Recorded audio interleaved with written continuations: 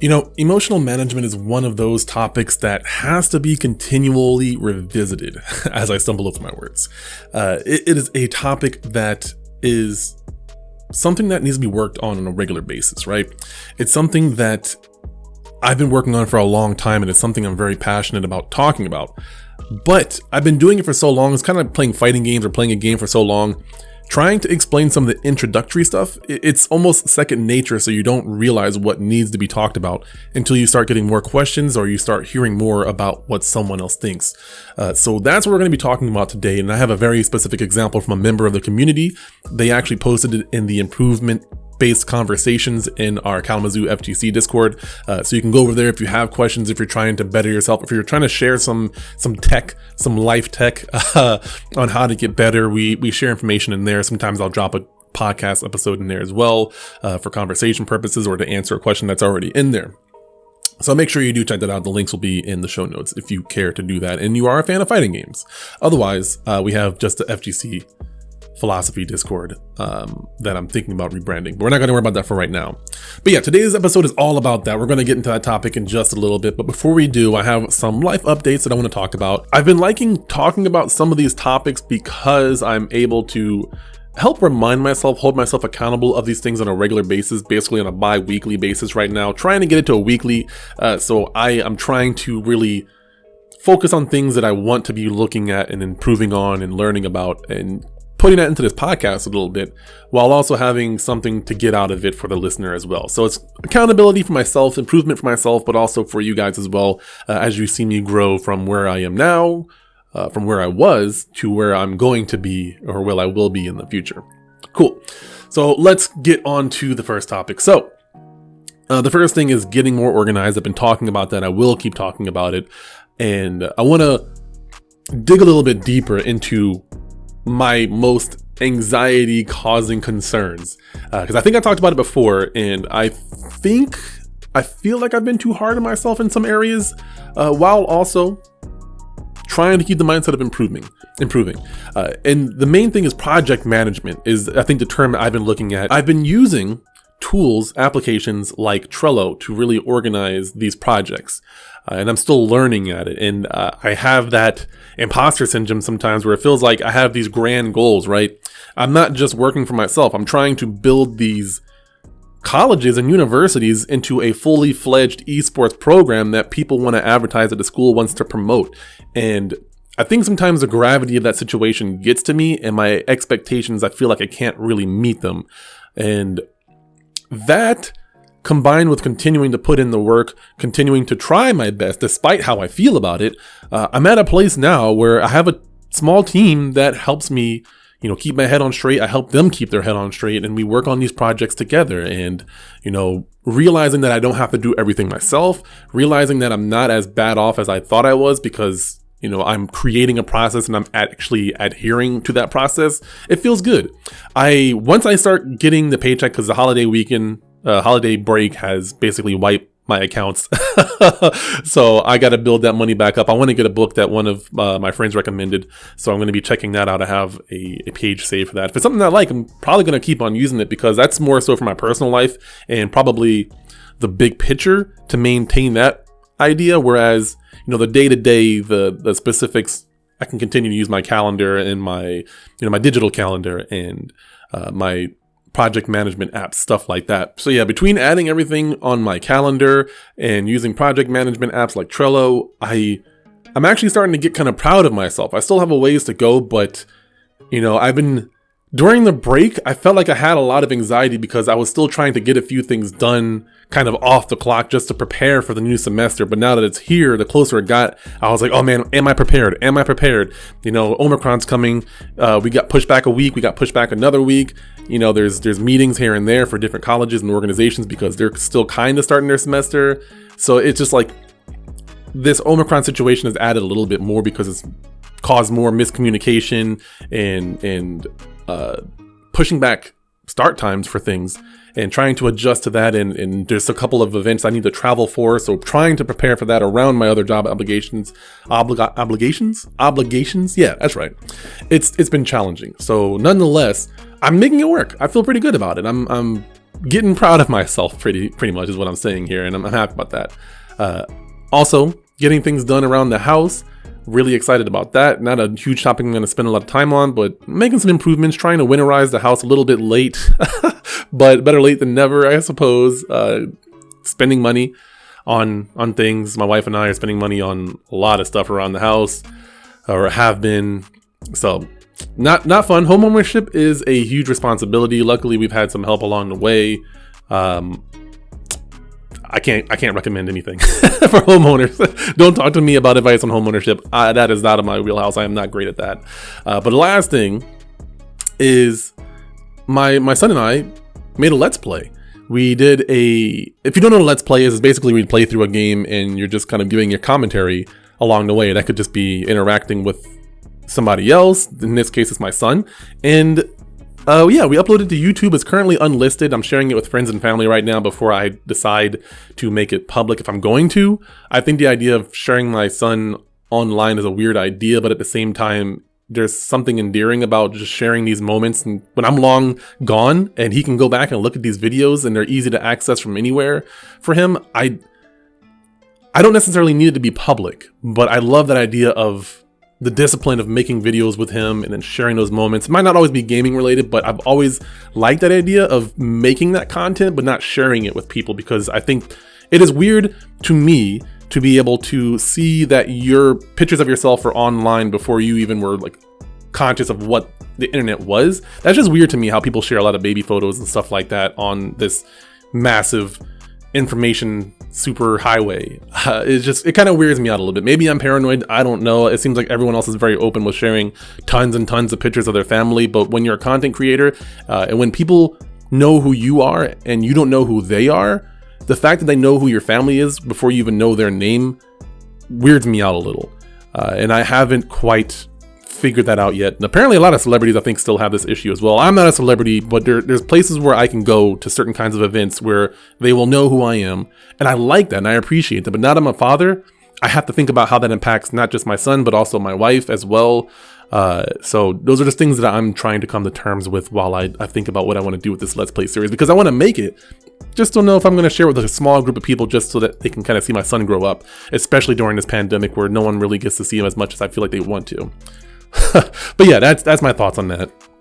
Of course, we have the what am I reading right now, and I actually started Ready Player One over again. So I ran out of my free tokens on Audible, and I almost never buy books with real money unless it's on a sale or something on Audible. I never buy a lot of books, audiobooks. I'm trying to think of the right term. I never spend money on audiobooks. I just use the free tokens because one book a month had been about what I averaged when it was more of a personal development book. You can only take so much in before you have to start reflecting on it. Like, I've been slowly listening to The Art of Learning because I've listened to it so many times. I really want to make sure I'm breaking down each individual chapter. But before I talk about Ready Player One, scratch that. Before I talk about The Art of Learning, I want to talk about Ready Player One a tiny bit because I think it's such a good book. Man, I thoroughly enjoy Ready Player One, the book and the audiobook. The audiobook is voiced by Will Wheaton, so the acting is good. The movie just was not for me. So I feel like I've talked about this before, but the movie, it's just fun. It's mindless fun. There's no depth to it whatsoever. It's just a bunch of references to a bunch of things that are for Zoomers almost, and barely millennials. But in the book, it's heavily for people who are 80s babies. It's for people who love the 80s era, because James Holliday, the guy that does this whole tournament Easter egg hunt situation, loved and was obsessed with the 80s specifically. So all of the quests and puzzles and challenges were all references to the 80s in some form or fashion, and I love that alone. But they also get into a lot more morality. The main character isn't this perfect character; he's flawed, and those flaws make him relatable to a nerd who grew up, post 80s, kind of in the 80s. I was really young in the 80s, so it's not like I remember them specifically, but I remember the impact that it left, because one, we were broke, so we watched a lot of older stuff. A lot of older VHSs, because we didn't buy things day one. We bought things years down the line when they came out, and I still kind of follow that trend, actually. There's no point to me to buying I don't buy DVDs first off, but buying games, is my thing, and I never buy a game full price pretty much. But that's an aside.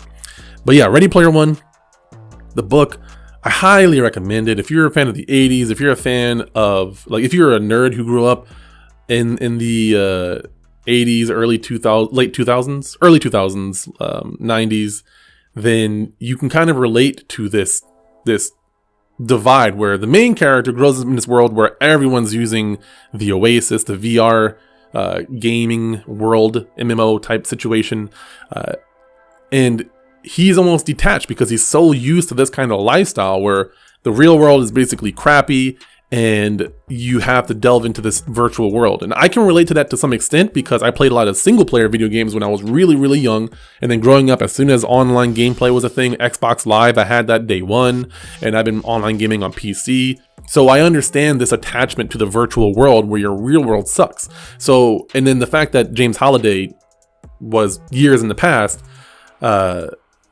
because he was the one that invented the Oasis, he never really had a chance. He grew up in a world where there wasn't anything like that, and he grew up and kind of helped bridge that gap, but was still stuck in the 80s. There's just a lot to think about there. There's a lot to talk about, a lot to enjoy. And the fact that the main character, Parzival, or Wade Wilson, he's so relatable in a lot of ways, and like his imperfections, they're not great things. They're not supposed to be celebrated because I think some of the things that he does offends people, but he was a young nerd who grew up around video games and he's not going to have the same social awareness. So it felt very realistic the way he interacted with people sometimes and kind of relatable to a younger version of myself. And I think in the second book, Ready Player 2, you see a little bit of that evolution from him. And so it was really nice to see, because I've read the second book, or I listened to the second book, and I've really enjoyed that. But nonetheless, let me talk about a little bit of Art of Learning. I'm not going to delve too deeply into it, but I've really enjoyed chapters 13 through 17. It feels very connected. So 13 and 14 is more about slowing down time and then sort of delving into the illusion of the mystical. And I really, really love comparing that to the practice of hit confirming in fighting games, specifically Street Fighter. I've been playing Karin and really enjoying it. And there is this threshold where you get so skilled that certain abilities that you can do or other people can do that you observe feel almost mystical. Like they're like Michael Jordan, right? They're genius. They're the best. They're just born that way, right? They're just really, really good. And then you cross this threshold yourself and it's like, oh wait, this isn't as mystical as I thought it was. There's a process to get there, and slowing down time is that process. And I love the way this chess player / martial artist talks about slowing down time and even uses a camera to talk about frames and how you can actually notice more frames, similar to how when you hit confirm, you can notice more frames of the animation during the startup and during the active frames before you confirm into it. So he talks about this process, and then he starts to blend that into getting into the zone and putting everything, these concepts that he's been talking about up to this point, putting it all together and how to access getting into the zone more consistently. And I love how a lot of these themes in his book are reflecting the topics I'm talking about with my students when I'm coaching or with the fighting game community.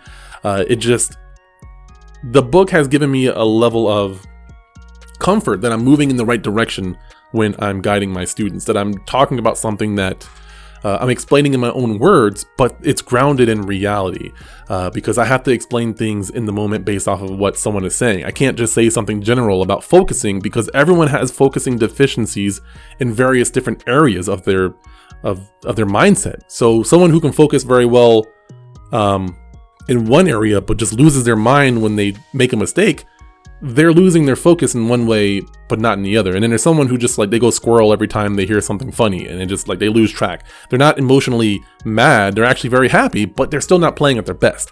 So it's like I can't just give general advice, I have to give tailored advice to who I'm talking to. And it's sometimes hard and feels like I'm just making things up. But then when I read some of these chapters in this book from someone who's successful, who's a master in not just chess, but martial arts, it's very reassuring for me. But yeah, I highly think you should check out either of these books. If you're into personal development, you gotta listen to The Art of Learning by Josh Waitzkin. It is just stupid good. And then, of course, Ready Player One. I'm a huge fan of the series, of the books. I don't care about the movie. I'm not going to bash the movie because it's just not for me. It's for younger people, for younger audiences, for fun. I wasn't looking for that in the Ready Player One movie. And I didn't get what I would have liked. So I'm not going to bash it. It just isn't for me. But let's move on to the main topic, shall we?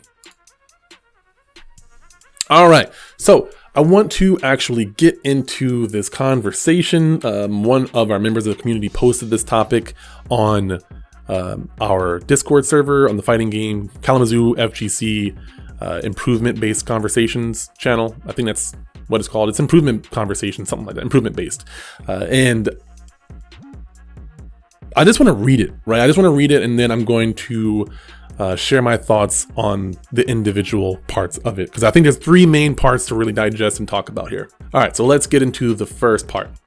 So he says, when I play, sometimes I get frustrated, angry that things happen in a match. Incorrect reads, unknown matchups, connection lag when it's my turn. Eventually these stack together and eventually turns into rage. Yeah, so I've had this conversation with one of my students as well. This is an unrelated conversation, but I basically broke down what I saw was there's a mistake that's made, there's another one, there's another one, there's another one, and especially in ranked matches, it's a little bit different because you're reset. You have a new opponent each match, but when you're playing a long set against the same opponent, it's different because you both teams have the opportunity to make adjustments and learn from their mistakes and utilize that in the next game. And I think that's where I noticed it the worst, where, yeah, you're making these mistakes and it's eventually compounding and you're just getting so frustrated that you just got to take a break because you can't keep compiling all this information. And this is, again, very vague because everyone's situation is different, but part of that process is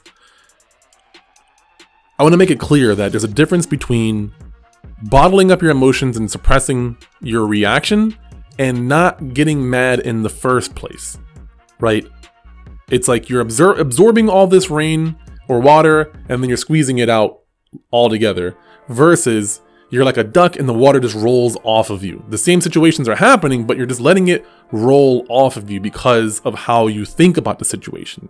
I use this short formula really often to help visualize the concept of the chain of reaction, and it's your thoughts lead to your emotions and your emotions lead to your actions, right? You think something. We're talking about, fighting games here. You make a mistake, you drop a combo. Now you're in the middle of beating yourself up because you dropped a combo. And what might happen? There's a good chance that you might make another mistake because you're too busy thinking about something that happened a couple seconds ago rather than what's happening right now. Then you get mad about that mistake because you probably, for whatever reason, you might feel slighted because people's logic when they lose in games is crazy, what they feel disrespected by. So I'm not even going to try to justify or even explain that, but you make another mistake, now you're getting mad again. And then maybe you still win that round, but you can't let those mistakes go because of one reason or another. If you make it again, you might lose. Then you make the mistake again, and now you're even more mad. And it's just like you're not forgetting, you're not letting go of these situations. You're continuing to hold on to them for whatever reason. And that's different from thinking, I made this mistake, what's my next move, right?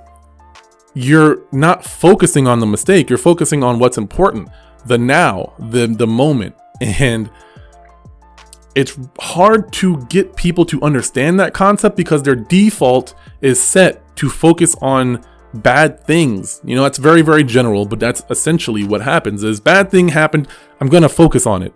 But you got to learn how to switch from not holding in your emotions, but just not letting yourself think these thoughts in the first place. Because when you start thinking a thought of whatever happened and now I'm mad or upset or sad, you're going to follow it. And you might even make a whole story in your head and you start thinking about, if you're in a tournament, it gets even worse because, what is someone going to think about me if I go 0-2, or I lose to this person, or I don't like this person, I don't want to lose to them? You start adding in the social dynamic, and that causes extra friction. So now maybe you don't like getting mad in public, right? That was my issue, is I hated getting mad in public. Luckily, that wasn't an issue in terms of like competing in tournaments ever or very often, but it was just an issue that I struggled with in school, where I was afraid to defend myself because I didn't want to show people my anger. I was a giant dude, and I just didn't want people to think I was some like black savage, right? I don't know. I just had a fear of people just putting me into a stereotypical box, and that really crippled me from ever expressing myself when I was really, really young. And some other people have holdups like that. You got to be able to recognize that and know when you're being rational about something and know when you're not being rational, and start to work on that. So hopefully that made sense. I think that this is a good example to look at for how we can sort of view these concepts in a different way. But let's move on to the second part of this conversation. So he says, I want to mitigate that feeling. I believe anger helps motivate, but rage leads to destructive learning and bad results. I wish to know more about how to play matches without crossing the line, the rage threshold. Yeah. So this is actually a topic that I don't think I talked about on podcasts, but I've had conversations with people where I personally, I'm not going to say I play better when I'm angry, but I can use anger to focus myself more on my goal. When I'm angry, I tend to get more focused on what matters and less focused on things that aren't important. So when people get mad, a lot of times the reason they're playing bad is because they're not making logical choices. They're angry, so they're just trying to do everything and do it as like fast as they can, or as like aggressively as they can. It tends to be a very predictable play style, because it's like in their mind they're not thinking about every individual situation of like what they can do. They're thinking about how good they're going to look when they beat this person, or how slighted they feel and why they're going to take their rage out on this person. There's usually some egocentric aspect to their anger, whereas other people, sometimes when they're angry, it's like when you're like a dog or like a crocodile, and you chomp down on a very specific thing, and that's all that matters. So a lot of times what I do is I focus on the now. I can't always make the most rational decisions, but I can make sure that I'm taking in as much information as necessary and pushing out everything that isn't necessary. I can turn off any distractions, and that includes things that are going to make me more angry and things that might make me sad. I don't care if I made another mistake. It's whatever, move on to the next thing. Whatever, move on to the next thing. Now, after the match is over, I'll feel a release of some sort, so it might be disappointment, and I hold that. If I'm disappointed, I don't know, like I've never had a very extreme reaction. It's usually just like, like damn, or like, I might cuss. And that's okay. The game is over, and I just need to feel that release a little bit, but I don't let it affect me during the gameplay. And I acknowledge the feeling immediately afterwards, so it's not something that becomes destructive for me, because I'm able to be like, let me feel this. I might say I just need a second to think about things and process, because I'm playing it over in my head or something like that. And then, I move on. I'll try to learn from it. I might ask the person if there's anything to be learned from that situation. What happened? And I think that's a pretty productive way for me to do it. I'm only sharing my example as one way of handling these situations. I think everyone can learn in their own way or do things in their own way. But I want to give you one avenue to think about things, and you can kind of branch off from there if you don't have a starting place to work with. You know what I'm saying? So let's move on to this last bit. It's pretty straightforward. He says, I believe if I can solve this, I can get past my current plateau I'm having. Any guidance would be appreciated. So hopefully so far the guidance has been helpful. I think he already said that he's worked this out, but again, it's a continual process, so maybe there's more to add on to that. The main last thing I want to hit on is the fact that, he recognizes that getting angry can cause him to plateau. And that's the big takeaway here, is that if you're one of the people who gets mad to a destructive level to where you're not learning, then you're not improving. You can spend as much time in the lab as you want to, but that's a different thing. That's only one component to winning matches. And you got to be able to acknowledge that. No amount of lab time is going to help you prepare for someone who can just outsmart you in the middle of a match, or have better composure than you. You will hit a plateau if you can't hold it together. It's just the way it is. There's a lot of players that I know that are on the pro level and lower that they lose because they can't hold their emotions in check. And you will see a lot of the players who are consistently on the top are ones that are calm regardless of the situation. You might see their response after the match is done, but a lot of times they're trying their best to hold it together. And I think that's also why Japanese players are so consistent, is because the way they handle loss in Japan overall is just culturally better than how we handle it in America. The way we perceive loss is way more destructive, in my opinion. That's just my thoughts on it. I'd love to know your take on this as well, because this is part of the conversation where we share our thoughts, right? I've shared my thoughts on this topic, and now it's time for you guys to share your thoughts, because I don't want this to be something of me just talking at you. I want this to be a conversation, two ways. So make sure you reach out to me on social media or leave a comment in this podcast, and just let me know, was this helpful for you? Do you relate to this kind of stuff? And how do you overcome your emotional issues, whether it be at work, in relationships, or playing in games competitively? Love to know more about that. Last thing I want to mention is, if you guys do like audiobooks and you do want to support me, make sure you go to the website taviannapier.com/audible. You'll get a free month of Audible from that website, and also a free token for a free book if you wind up keeping it. If you wind up keeping Audible and paying for the subscription, which I think is like $7 a month, $8 a month. I have to check. I don't know. I've been paying for it for years, so I don't know 100% what it is. But if you wind up committing to it, then after 3 months, I actually get a little bit of money. I don't get money from people just checking it out. I just want to encourage more people to read books, whether it be from digital or physical. I don't really care. But also, if I can make a little money on the side, then hey, I will appreciate anybody who supports. But yeah, taviannapier.com/audible is where you can go to get a free month of that. And also you can just cancel. So there's no risk. There's no risk to you. You don't have to commit to this. So that said, thank you guys so much for tuning in, listening, sticking with me. I hope you guys are safe, and I will see you all in the next one.